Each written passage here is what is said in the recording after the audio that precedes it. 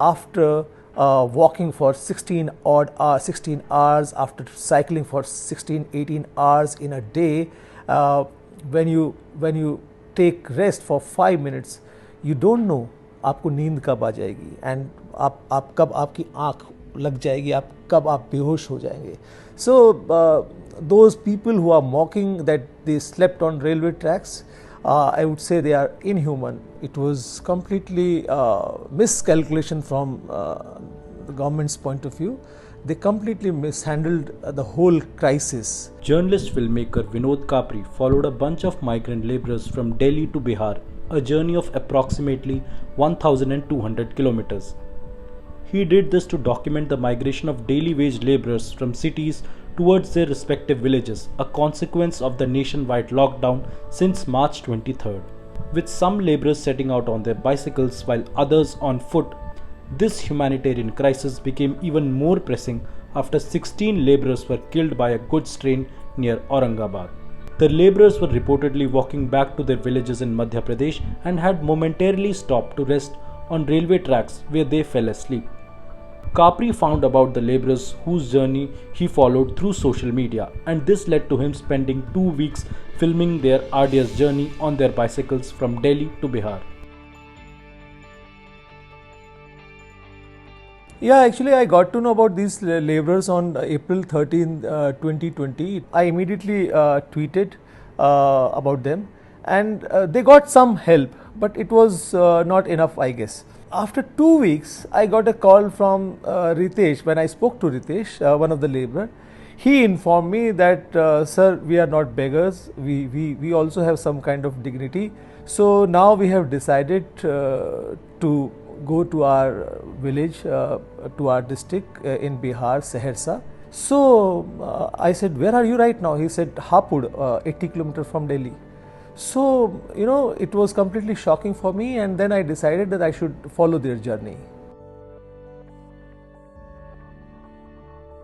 When I got to know about Ritesh, that Ritesh and other laborers are have already left for Saharsa, it was around 10 in the night. I immediately called up one of my colleagues who worked with me, and our DOP, camera. So immediately 3 of us, we just moved out of our place next morning by 5. We had our car because we know it is a long journey, and we have some equipments also. On daily basis, we were covering something around 130 to 160 kilometers in a day, depending on the speed of laborers, because we were following them. Generally, it was something around 14 to 16 hours a day. They used to ride their bicycles. So, and it was our this thing also, that we have to follow them for those long hours. So we were there, and when it was their rest time, it was rest time for us also.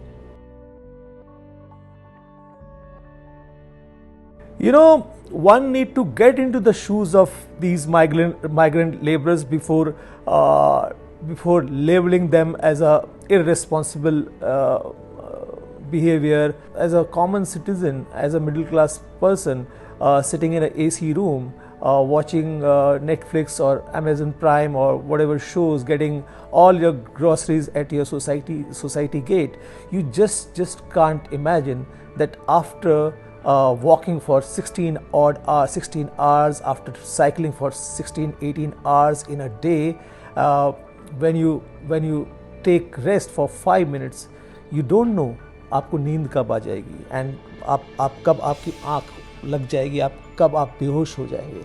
So those people who are mocking that they slept on railway tracks, I would say they are inhuman, very insensitive people, and they should at least try in their life. They should at least walk for 30 odd kilometers in a day, and then realize that what this pain is all about.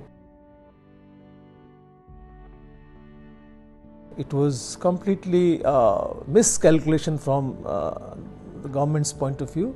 They completely mishandled the whole crisis. All millions of laborers are on the roads just because of government's miscalculation, and their insensitivity towards these faceless, nameless people. And I think government owe an apology from these people. Government owe an apology from laborers. They are our own people. They are our own, very, very own people. And we need to understand their pain. We need to understand their suffering. This is only what I want that people should learn from this documentary. And this was the only motive to shoot their journey.